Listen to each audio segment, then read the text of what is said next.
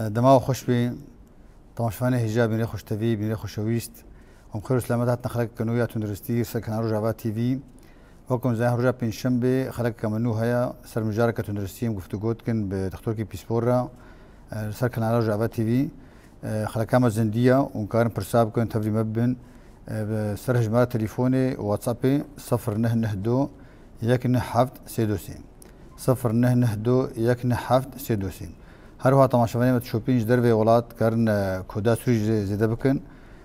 کدا سوری 00 نهشسی نه دو یک نه حفت سه دوسی 00 نهشسی نه دو یک نه حفت سه دوسی و هر وان کارن تبلی مجی که بن سر مالپراما و سر فیسبوک جهه و سر نت جهه رجاوا تي في دوت نت رجاوا تي في دوت نت و سر یوتیوب زندگی و تمارکری جهه رجاوا تي في رجاوا تي في نبني شامل سر يوتيوب رجاوا تي في رجاوا تي في إيرو مجارة مالسر مجارة إنجامي تحقيقه أو بزمان عربي دجانا كدجنا النتائج المخبرية مخبرات طبية وبزمان إنجليزي دجنا ده ميديكال لاب تيستس هناك رخصنا جهين تندرسي دجا سر صديج نخشية زيدي شيستي حتى حفتي نمتين أسكرن غين الرياء تحقيقه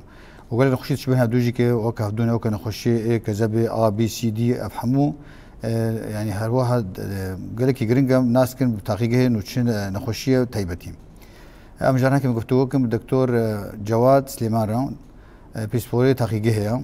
وردا سوري بير سنة 2012 كاري خل تحقيقه خوي تايبت كيجي ومع مستجي زنجر رجعوا 6 سنة تدخل سلامتاتي سرجاوم أهلا وسهلا دكتور تقول مجارك ولو تايبت منقان مجارة تحقيقه قال لك خلق أزنات كج وخلق لك جي هي نزانش مسألة تحقيقه وزارين دوجين عربي دوجين مخبر يعني شجرينجيا تشتي مخبري هيا جانا قال لك تين خوستين جانا هندي تين خوستين أم تخاطب في شكاب كرتاسي تحقيقه شتك يعني مخبر دكتور أهميتها مخبري قال لك ضرورية قال لك لازمة جملتين ما يفيدريرا طبعا قال لك نخشي هنا دشبينها أعراضي واي تشخيصي وكافن نيزيكي هافن يعني مثلا انا اعراضي حمى مالتي وتيفيه قال لك نيزيكي هافن نيزيكي نخشي التهابات مفاصل التهابات رسينا يعني وقت دريا مخبري رنوي ناسكرن دكتوري مي سريري زحمه بواره بشخصين بين نخشي فاهميتها مخبري بربي تشتي قال لك لازم اجمره قال لك ضروريه أنا خشي قالك شيبون وتابد نفس نخشي وكهفدو خشي قالك شيبون نخشي وكهفدو قالك شيبون أي نخشي أنا التهاباتي كبت تقريبا تف وكهفن يعني وقت ندري يا مخبري ربي ور ناسكرن وري شخصان نوعي تحليلي نوعي جبويوان التهاباتي بي وسي وآوان ناي ناسكرن قالك زحمة صار تختوري سريري جو وري ناسكرن ترى تحقيق هاي بجيشكي وكبعد المخبر الطبي يعني شو كان ليكو يمكن يعني تشعافن خوينا تشتغل مخابري ما يفيدري تف ام دستافا بتوجك نخشيت خوينا دتف نخشي دستافا مظن اي سائل منوي عند جمز لاما زرع جرثومي زرع مفرزات الاذن لوزات ابايات تف تشعاف جاشي قدر كذا كارن ليكو يمكن ام كارن نفسها وانا اي خوينينا اي دريا دبر ام كارن حموا الفيدري جم خوتشيكن هناك كشانا هناك يعني جبوي دركبي درست دركبي يعني هو بزمان عربي دركبي انه تحليل مضبوط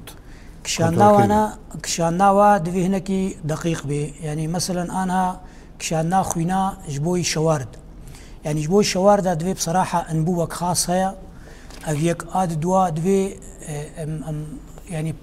بزانبون ام بكشين وي خويني جبوي شوارده نخشي دي مثلا نخشي سكري اي نخشي ماي سكري اي شحوم كوليسترول وانا دبي حميه شخوارني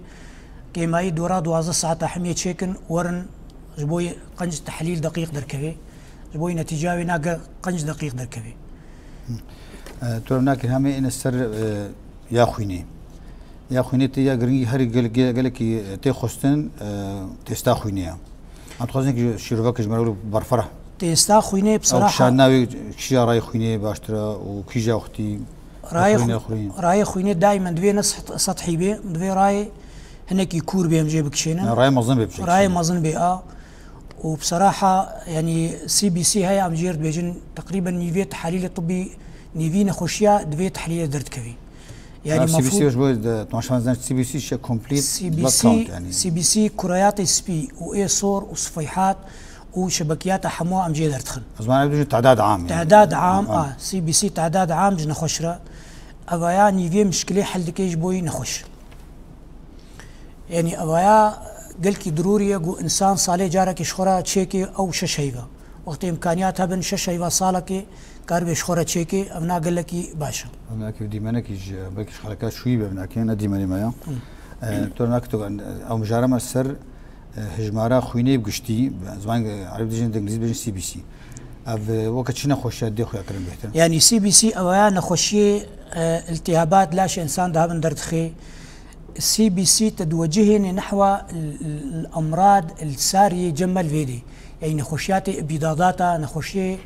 لمفوماتا وانا حموا دردخي طبعا يعني نوعيه جبوي قلك تشتا ابايا ودرتخي جمره كان خشي فيروسيا يعني نخشي جرثوميه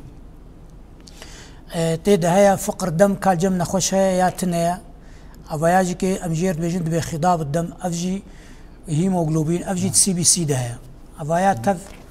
نخشيها حموا دردخي جمره تو هناك تقول تعداد خويني من هامي اندس بيكن يا قالكي بلابوي كي بونا خويني بجي فقر دم فقر دم او جمال شو فكر باتش رنجي هناك هنا شو هناك هنا فقر دم اباياجي سي بي سي ده خويات بي امجيرت بجن هيموغلوبين يعني خضاب الدم اباياجي كي وقت داكتي بي دبن دهار بي ان بين خش فقر دم بير هيا هيموغلوبين وقتي بود بن سهيره ام بي والله فقر دم فينا خشير هيا طبعا للتاكيد بوينا خشيا فقر الدم تحاليلنا ديجي هنا نوعنا ام جوارد بي مخازن الحديد عند الانسان ام جيرد بيجن فرتين نخشي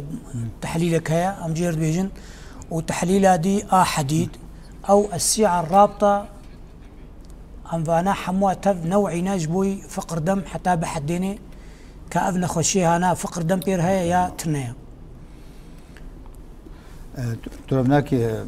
تقولناك خوينا كيبونا خويني هيا كيبونا حسن وانا جي جارنا نخشي هنا فولات كيم فوليك اسيد كيم فوليك اسيد جي كيم لي او جارنا او ناجي كي طبعا اوج تحليلك خاص وينار هي تحليل حمض الفوليك او ناجي كي ام تشيدكن تحليلك نوعيه جبوي كيم كرنا خويني لا شيء انسان ده بيهتر الجم بيركي حوامل بيهتر الجم مرضعاتا ابايا جيرا ضروريه قبل وما بعد الحمل قرك بتحليل شخورا فقريني تشي بيفان هناك زين بدي جاد ام سي في هيا هناك ابيغو مازنبونا جو كاسور وبشكونا هناك او كرات الحمراء بزمان افايا حما دي سي بي سي درت كفن يعني حجم الكريه الحمراء عند المريض يعني هنا جمت كفن وقتي خوين كيم بي امجير بي صغيره الحجم ناقصه الصباغ طبعا اختلاطاتي في ناجي هنا بنخشيه تلاسيميا راجبوانا درت كفي قال لك نخشي ندير جي انا درت كفن بس اف تحليلي نوعي مثلا جبوي تلاسيميا فرقاوي ونخشي فقر دم تحليلك دي هي امجير بي رحلان الخضاب اشترى بدقه درت خي كأب نخش فقر دم بيعوز الحديده يان تلاسيميا بي نخشي لها انا تقول ابقى سي حمود سي بي سي درنا حمود سي بي سي درنا ابقى انا هذا مجربه مستر بحسا جوكي صورته مخابر مديمان حاضر كربون كاديمين ودرنا كتن ابقى جوكي صور نعم كريات الحمراء وجوكي سبي تمام او بارشي صفحات وصفيحات هذيك جواناكي مجاركه فرها قال لك طبعا قال لك فرها ابناء يعني ابناء شاب اشتغلي حتى 9 ساعات خلصنا به يعني بس ابناء تدوجهني بسر نخشيه دت بيجي تختوري سريري انه شكامه بفينا خشيه رشيد بي تعدادك معين جواره تعدادي كرياتي سبي واي حمر وصفيحات عادة كيم دبن قال لك نخشياتي سرطانات هذا قال لك كيم دبن ودنخشي يقول لك اس بي كريات اس بي قال لك جارا نخشي سرطانات هذا ودهنك سرطانات هذا جي بلندبن ودهنك هذا كيم جدبن وبالمقابل خضاب واجي قال لك كيم دبي هاسن كيم دبي افايا تختوري سريري بيجي تقريني بشتي قلنا نتائج مخبري درت كفن وتشنا جم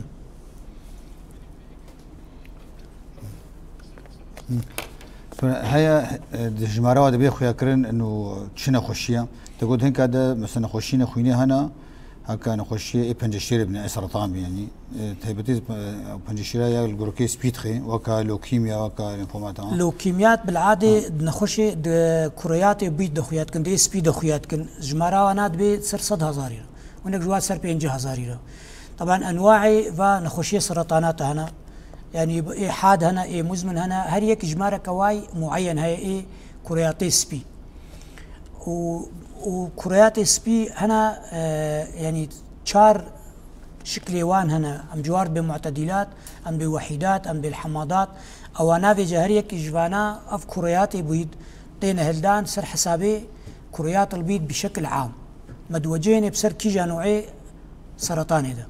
جاد ابقى سنه كبكي نخش في تستشيك او قاسبير خوياكم يعني جاري نخشتي بلكي نشانها سرنبن وتستشيتكن تماما بيت خوياتكن وبلكي نخش بنشير تماما نخش يعني اف نخشي خاص ايه لوكيميا ايه بيضاداتها يعني بطريق فحص روتيني تي كشف كرن يعني نخش وهن عام بيرتشيد بي بهناوي طنقد بي نفساوي طنقد بي تي مخبري في تحليل شخورة تشيد كد ميزيني قوي اف نخشيها بيردركتيا تمام نخش كتابتي او نخش هنا اختي يقولوا جومانا كي تشيد بي او روفيكا كور جما كل بي التهاب زايد بارشيو بي او شبار خويات كت تستخدمي ده التهاب زايد افياجي سي بي سي ده خويات كي طبعا وفحص سريري سي بي سي تعداد واد بي تقريبا زي دي 20,000 تيرا تي هلدان نخشيد ميزاني عديلات او نابيرا قال لك تين هلدان طبعا الى جانب فحص السريري جي تختور تحديني تنامي انا خشيت تكي وكابي فيروسات ورشد لان هناك بشكي قال لك حتى انا ابقى اسم جارم هي بحساسي بشيت كن هناك خيات كي اجمت نقل لك بهاجينا نا بهايا يعني الجور تشكيل نقل لك بهاي وابقى انا خشيت دخيات فحصك عامه وافقى انا خشيت دخيات يعني يفضل هر انسانك عمري وينا بو سرچل صاليرا ولو شيفا جارك شخوره تشيكي نبا يعني 45,000 سوري شد تي خويا كن سركا تقولوا كي صور او اس بي او بي تي خويا كرن اي صفيحات تي خويا كرن فقر دم تي خويا كرن حاسن تي خوياتك يعني قال لك نخش تي خوياتك ترمين اياتك اختي هناك نخشي بارشد خوينا وانا كي تحليه بشافتي يعني انحلال دم افياجي طبعا افجي نخشيكا ديا يعني تقريبا دبي تكفي ضمن نخشي ايه بيضادات هذا ايه سرطانات هذا اوجي انحلال دم يعني كريات سبي نما جسم يعني درت كذن بشكل المطلوب بس انسان نخش استفاده جيناكي يعني دبي وك افي خويناوينا انحلال دم بيرتشي دبي جو كي صور بارد تقن بارد اي صور بارد تقين قال لك خوين قال لك هناك بلكي نخشيها في وك ثلاسيميا وك ثلاسيميا ولو بارد شي منجري منجري او نا لوني اي خويني اي كريات صورتين غيراندن بنوكا داسكيد بنوكا هلالي اي فقر الدم مثلا خلايا وك شكلي هدف بوارد درت كبي يعني ابنا حمو ديك تدوجين بسر فلان نخشي تنامين سر اب بليتس عربي صفيحات افيغو خوينيد سكنين يعني نهل خويناكي برجي قالكي صفيحات شنو خشيات هيبتن خويات كيميكي اختي كين اختي زيد بن صفيحات افكسيغو صمامات دلوان غيران بدلان عمليات قلب مفتوح شكرنا خوينا وانا قال لك يرحند بي قال لك يرحند بي خوينا وانا اسبرين واد بخون اسبرين دفخن كلوبيد دفخن وانا كلوبي دوغريل دفخن اف الصفيحات فيدي بدورا خا بدور الارقاء درابن يعني جرحك بسيط كبي الاشواده او جرح زوبزو ناسكني فصفيحات فيدري دورا خد ليزن تجمع صفيحي تشيد بي ديلنجو او جرح زوري قرتن فاوجي دورك قال لك مهمه طبعا اذن خشيه اي خوينا وانا لو رحل تحليلك هي امجير بيجن بي تي وبي تي تي قالك افايا هر سري ششيفا سي حتى ششيفا شخور جارك وغيرين جبو ميزين كا جرعه واي درمان مضبوطه نا مضبوطه ان ار واره تشاوايا فحصك مخبري ابناء قالكي مهمه جواره قالكي ضروريه تنام زايرو بتامت بتسر سر با تشتي يقولوا خلق لك شيء كي ابعد جد زمن الناس تخسر ابغى كنجي خوين دماغ خوين جاكيتي دماغ تسكني وهشتي ابي تش ويناك معنويه الزمن نزف تخسر افايا ضروريه جن خشاره خاصه بري عمليات جراحي عمليات فتح بطن عمليات قيصري تش عملي كابي قرك اف زمن نزف تخسر المخبري جواره وري تشكرن اب باعتبار ميزاني ك ضمن الطبيعيه وزمنك معين جيره هي انه اف خوين وري سكنان بقي دو حتى 10 دقائق دو دقائق حتى شرايا وبي تي تي دو دقائق حتى 10 دقائق اواج دوي وري سكناندن اف خوين وقت نوي سكناندن ام تختوري سريريا ام بافنا خوشي بير هيا بس دقيقه بير هنا بقول لك بس جريك ان هنا د عمليه دزو احتمال خوينا نسكني شغلي اسبوعك او اجراءاتنا معين هنا الدنيا ده وجاردي مجيرد وقرين حتى افنا خوش كاربي عمليات درباس بعمليات رمين استن هذا اف تيستيق وشت كن جبوي نخشيه كذبي واناك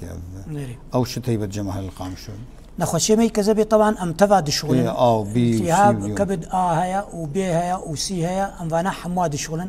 طبعا بهتر التهاب كبد افنا رياوينا فموي برازي ام بيجن ابنقلي اف بهتر بزاروك ارتشيد بي افنا خمائر الكبد اس جي بي تي تبوار تيهلدان افيا طير حتكرن تلقائيا بيسروجا حتى هيبكي وقت انها درمانات هيبت نينا درمان نينا تي مقويات ناديه بشكل عام نخشي فيروسيا تي فيتامينات نادي زاروكي منشطات ناجبو كبد تيديدا حتى هيبكي هكر حت نبو اجراءات نادي هنا مدستين ام عامل استرالي جوار شيتكن ام جير بيجن التهاب كبد بي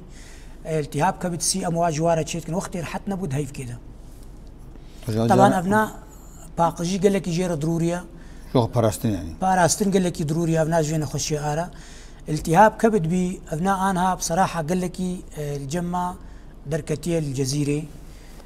ابناء بترج حلاقه نقلي بترج اطباء دنانا نقلي ابيا ضروري يجي قال لك وري باراستين جي نخشي انا ابناء قال لك ضروريه وقت نوي معالج كرن ابناء طورد بي التهاب كبد سي ابناء قال لك خطره زمان شيد بي وقت داخل كرنا ابنا خشينا ناس كرن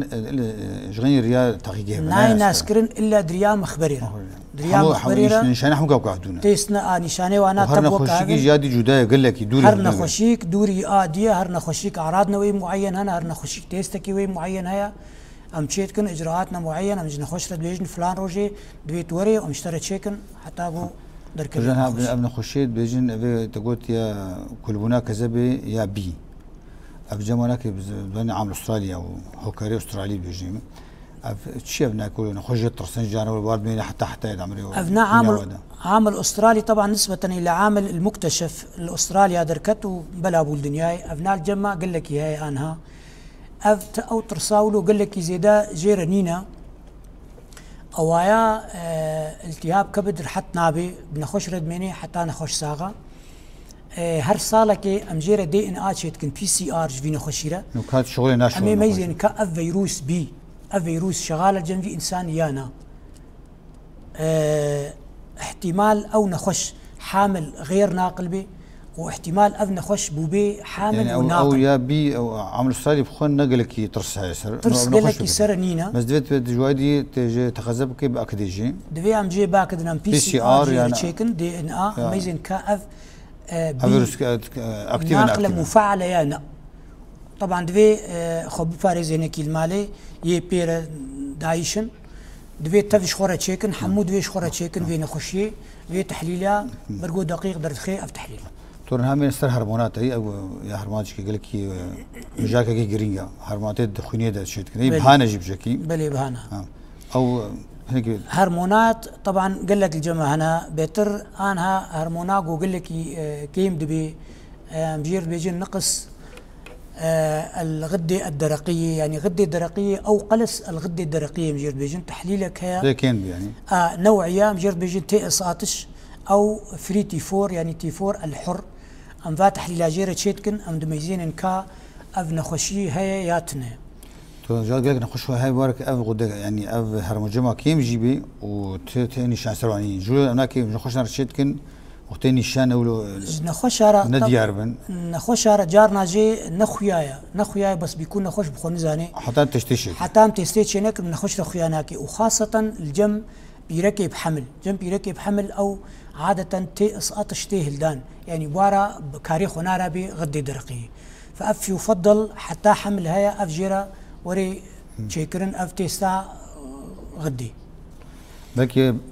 باندور كينا باش جهابي اختيغو نخوشا دو جانبي وجمع كيم بي وبخونزان بي ودرمانكي باندور سر زاروكي هاي طبعا ابناء خراب هيا باندور سر زاروكي هيا سر تاخير الحمل هيا وقت كيم بي حمل اخري دورة طمسي الجموانا قد بالجم بيركي زاروك زو تشينابن يعني افايات في فقري معياري خوي طبيعي حتاقو الجم في بيركي دورة طمسية تشبي حتاقو حمل تشبي فهمناك بتشم بحس كيف حمو قريداينا حمو قريداينا زنجلوكي الغدة الدرقية غدة الدرقية في قريداينا طبعا تي 3 الجمة وتي 4 هيا وتي 19 افايا حما دحددين كا غدة درقية بكاري خضرابي يانجي نارابي يعني احتمال بلنجي بي امجير بيجين فرط الغدة الدرقية او ناجي تأثيراته بيجم نخوشنا ونقص الغدة الدرقية يجي عوز الغدة الدرقية اباياجي جم نخوش درابي طبعا جم زاروكي بتشوش قالك جاراجي بلندا امجير نابيجن عوز غدة درقية امجير بيجن قلس يعني احتمال درمان بدي تختور واحتمال نديجي ويدهيلت بن مراقبين تو كبين هذا خير كلام ناكي هرموني سركم تشيت كنتي ساتش جوجو بهانا بس قدرت هناك خرابات قالوا ودي شكل ايوه بالضبط ودي شنو مجار شكل تي ساعات وقتين مشيت كن كيم وزيد بي امتين تحليله كديها مجير بيجن تيستا كدي ام بي فري تي 4 ايه كيف خونه ايه غدي بخونه ايه تي 3 اوايا اكدين في جسر نخش انه ابناء بيرا هي يا بيرا تنين ترمناك عادة مختيجو يكو اشيبك يعني نخش تجير شيكو درمانستا جا نخش درمان دستين درت كبي نورمال تخوازن درمان بسكين شو يعني غريدانا هناك بدرمان با نخوشي غريداناوي بدرمان في طبعا هر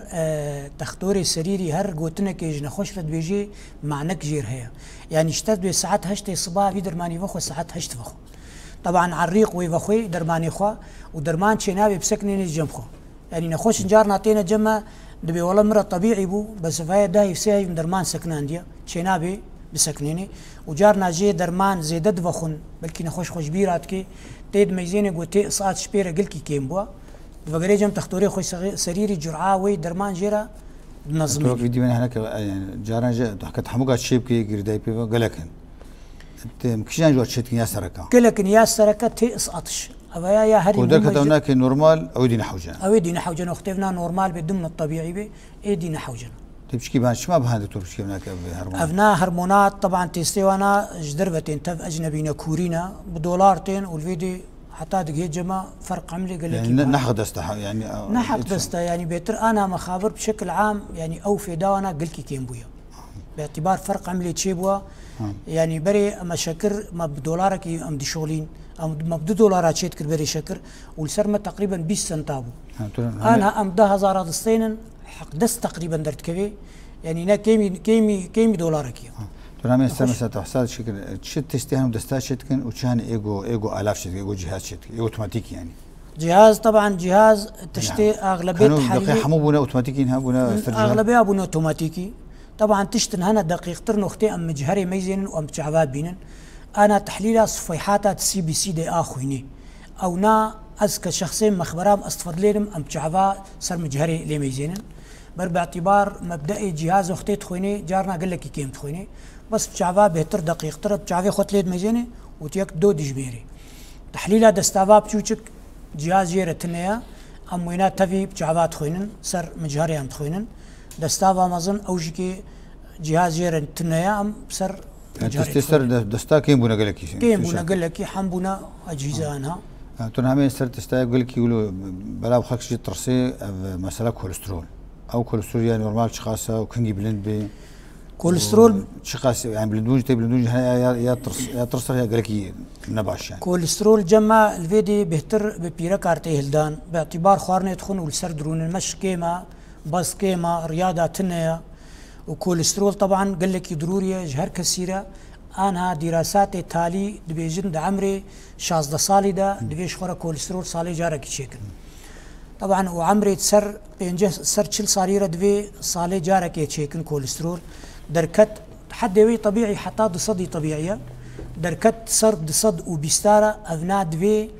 مدوجهني ام كوليسترولي منفعت جهي وإيه دار دبي أفناجر تشيبن أم جوار دبي دي ال دي ال واش دي ال يعني كوليسترول هنا دشي واحد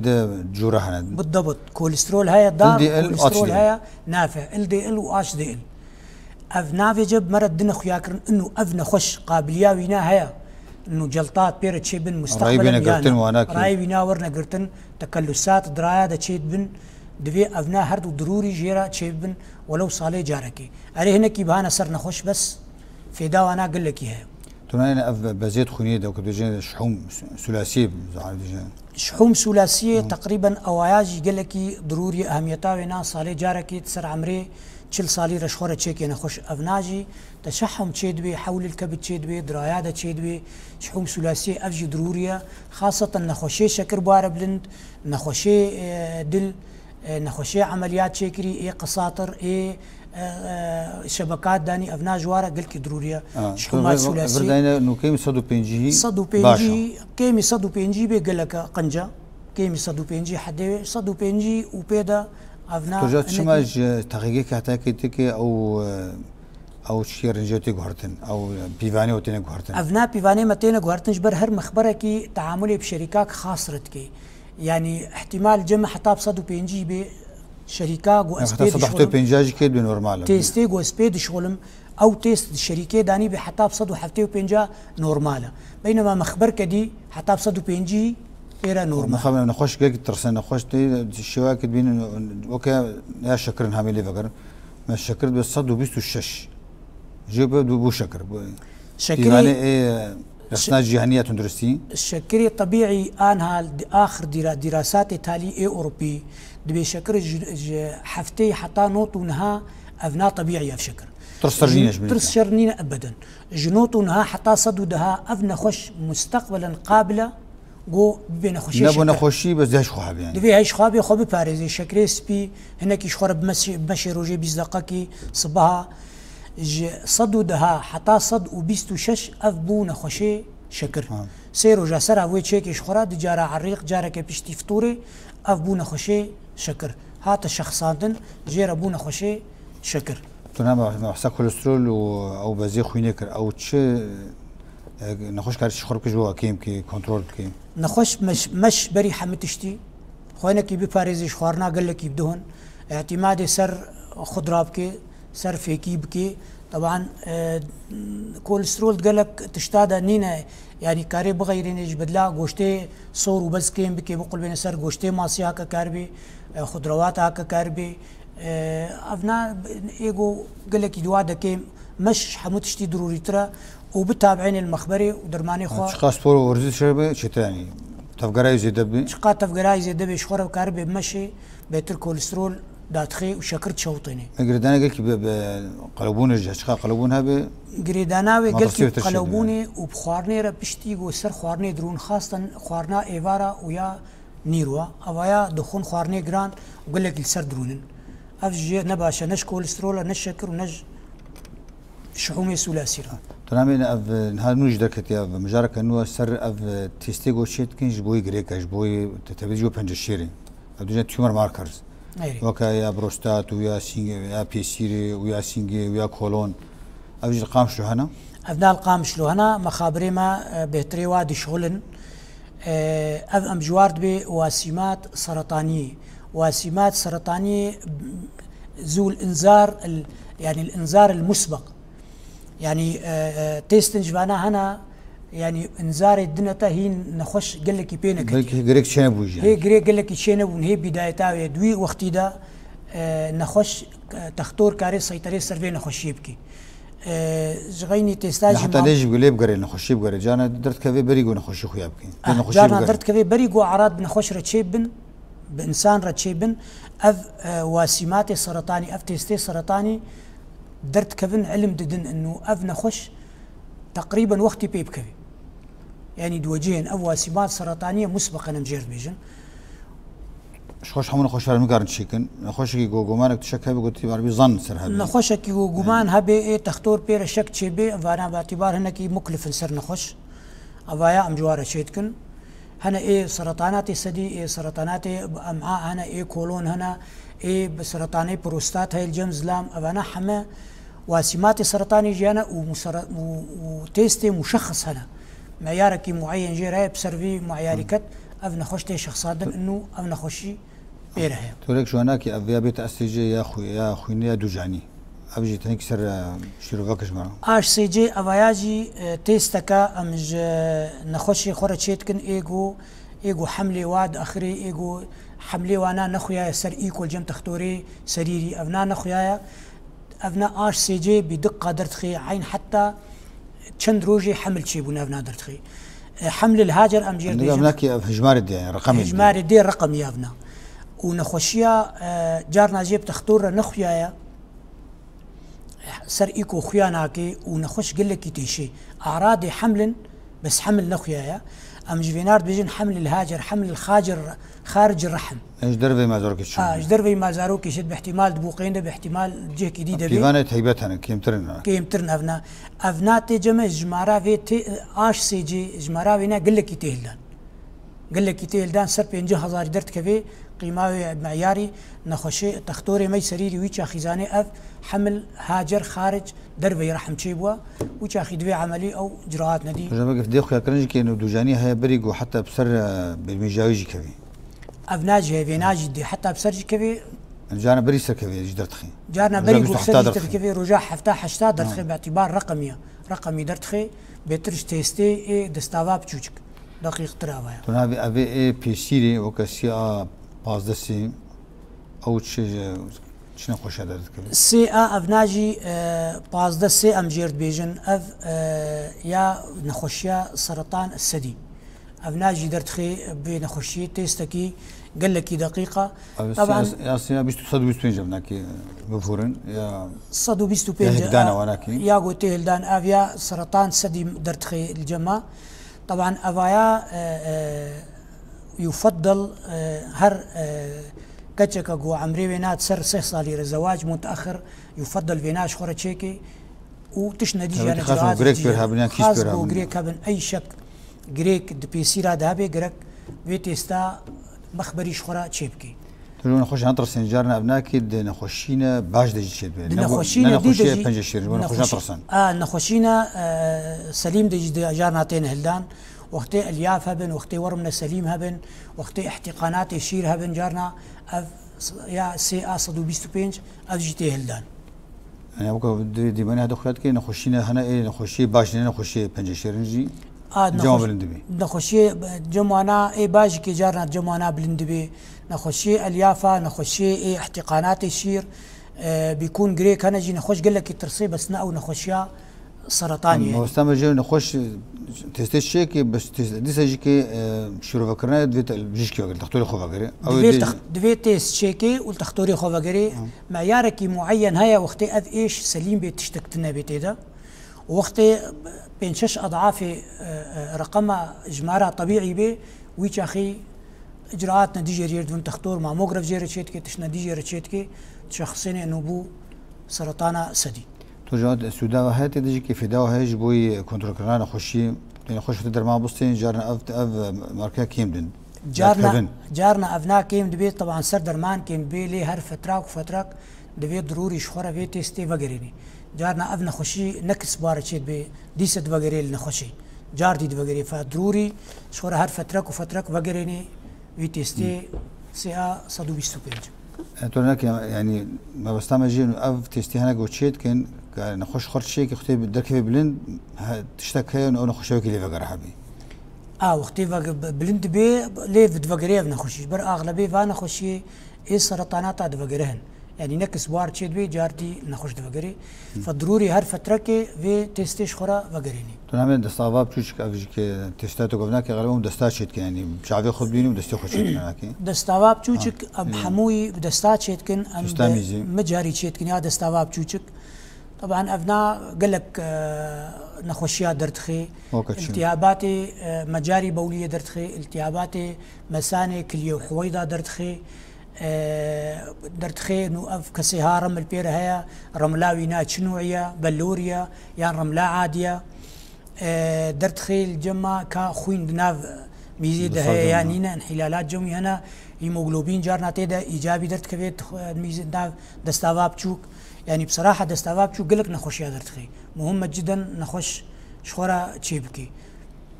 جا بلكي ارزاني جي قال لك هنا دستافاب شو كنا قال كي بهاي 15000 سوري قال لك نخش يا درتخي يعني بصير نخش نمكلفه ابدا تو تقول نخش قرش كده نخش كذا وش درتخي كذا كذا بيو نخش كذا بي كيم درت كفن ديا دستافاب شو ده نخش قرش كي درتخي قال لك يعني قال لك تختوري سريري دوجيني بسر نخش هذا طبعا جمع ام جعباجي دي شغلن وام وقت نخش استجابه وينا نبي سر درمان التهابات ايغو تختوري بوليه ديدا ام ويش اخذ بيجنا نخش ترى زرع جرثومي اشتر لازم زرع بول اشتر لازمه زرع دستافاب تشوشك دروجا نتيجه درت كيف بتشكي مكلفه بس تحدديني بالضبط بتختوري سريري تشدرماني بديتا ام جيت بيجن زرع جرثومي المتحسس على الدواء الفلاني تو اب خلاص تهنكي شو فكر وخشك يعني اب فكر ديجن دستافي وتشينين خلينا تشنا تبدا تستوي وميكروبي اللي درت كفن وشدرمان ليتي تستي واي معين هنا حاضر هنا اي حاضر هنا امتينن سر بازدن وعي جرثومي دوي تستي هنا ودرماني الجماعي درماني بازدن وعي فيروس وجرثومي تدهاد وي تيستامدا ام زرع تشيتكن دستافاب تشوشكرا بشتي تشيلو هاش ساعتا درت كافي كاب متحسسه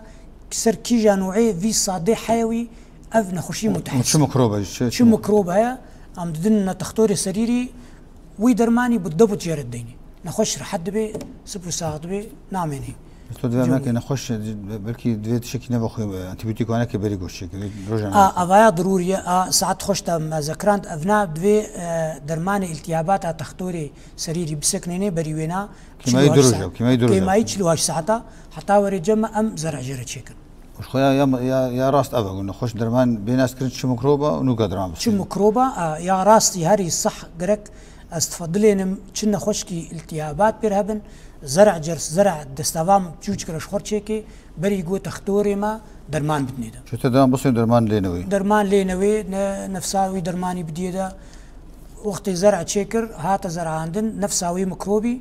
دي خويا كرنش تختوري سريريا صار نفساوي درماني ويبديدا وين خش راحت بي تمام سر افا زلام او سيميلاي ستوفي مروفا اي زلاما بلي اميرات هيبتي او تشي جير لازمه وتشي درت كيف بورا افناجي نخش وقتي اخري حمل داخلي الجنبيركي تختوري ماي سريري ميزاني تشد نخشيل البيركي تننه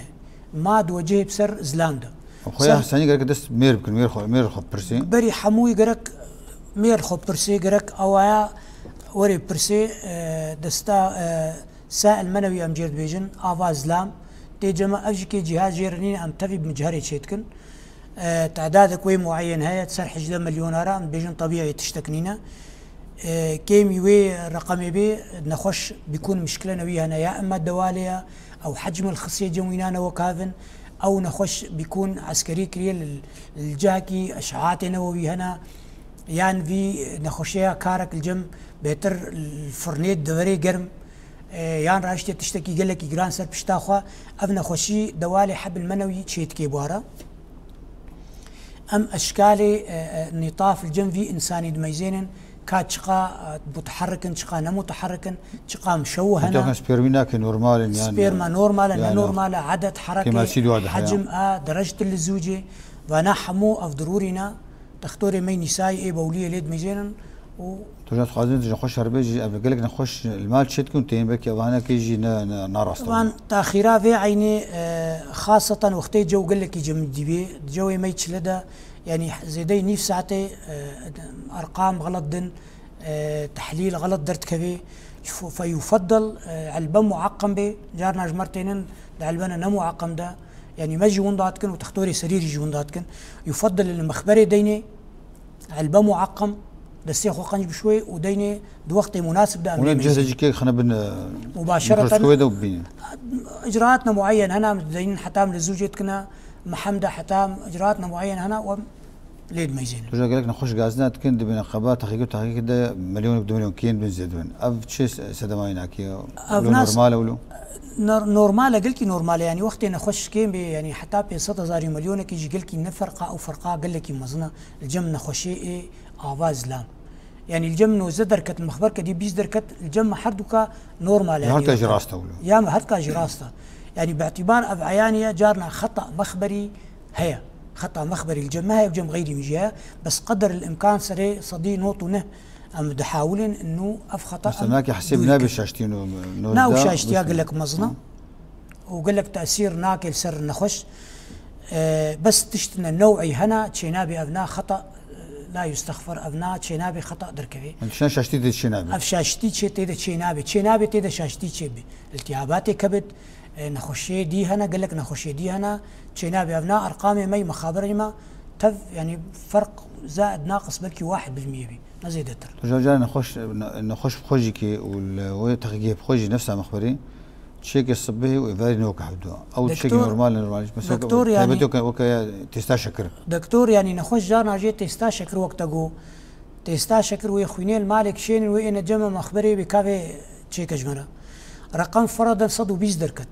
رجع دي نخش بخود شو مخبر كدي الوي مخبري صد وشيز دركت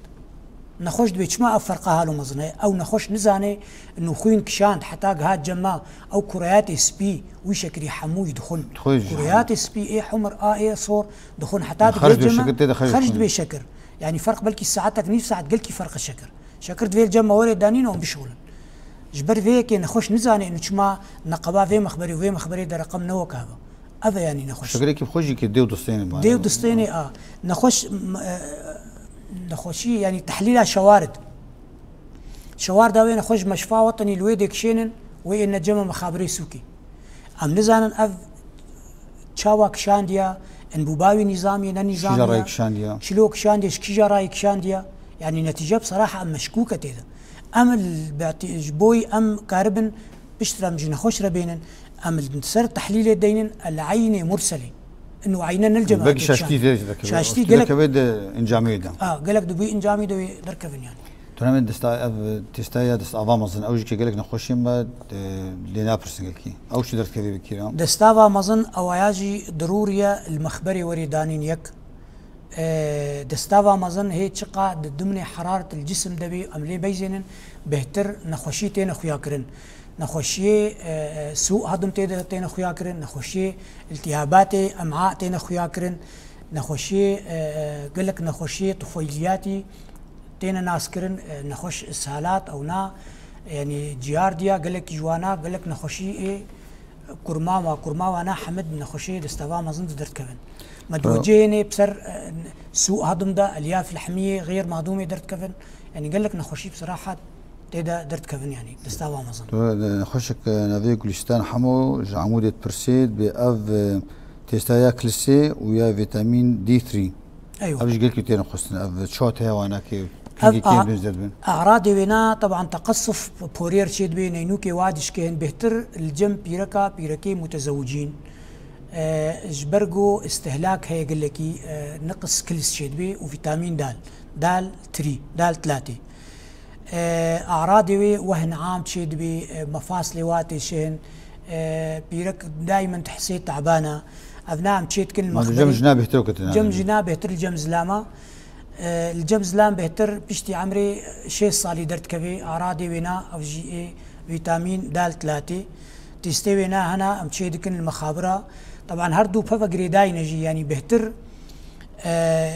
هردو تأثيري الهفتكن يعني فيتامين دال كيم بي كلس بالمقابل كيم دبي بس نشرط انه في كلس كيم بي فيتامين دال كيم بي فيتامين دال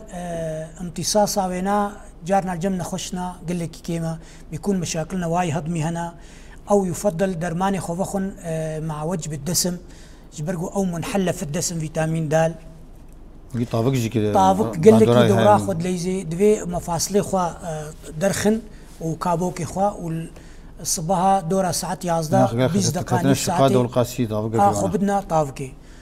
طبعا نخش افدا بهتر ايجو خنا عرض جروجيره بهتر باردرت كفي الشقاق قال لك جوانا روج لي ناخي بهتر دورا خو قال كدليزي يعني تعرض جروجيره بهتر خوارني وش درمان في داوي بهتر نخش رايا تو برسامي داوي برسامي ابناكي افسر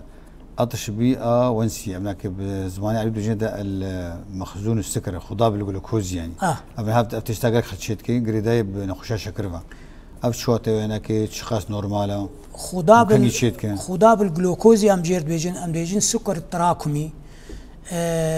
نهر نخوشكي خدابي وينا كيم بي يعني شكري وينا بلند بي في نخوشيا في تيستا ام جيرد شيتكن اف سكر التراكمي ايجو شكري وانا نخوشي شكري تصرصد وسهيره يفضل شخرة هر شيفا جارك تشيكن اف درت خي مخزون السكر عند المريض ودرت خي نخوش دنبهني انه نخوشي شكري تراكم يجبري سي هيفا وبيدا درت كبي اف متعلقه باف بشكرفا مخزون شكري بري سي هيفا يعني بدي اخويا كرن انه شكرينا كي واسي هيفي شو كنترول كريبو هنا ايوه كنترول كريبو يعني احتمال كيف نورمال معناته تعدلي نبوه حتى بشاشاجيكي اف نورماله شاشا نقبا حفتا اف نخوشي شكره بس على خافضات فمويه يعني درمان بخوي ابنا وبسر حفتاكت بسر هاشتاكت ابو نخوشي مشخص نخوشي شكره ابو مشخص شكره ابنا فيجا دوي انسولين بستيني دوي قال لك بمشي دوي اجراءات ندي هنا دكتوري سكري جوارد بيجي قال لك سباس دكتور هذا ويا برنامج خاص قال لك سباس جورا سرتشافا اهلا وسهلا سعد الله خوش بك يا خوشتر طبعا شلون يجي حتى بنشنباوري دم 60 يورو خلق كانوا تندرستي سر كنار جافا تي في هم بين خير وخوشيده دما بين خوش بخاطري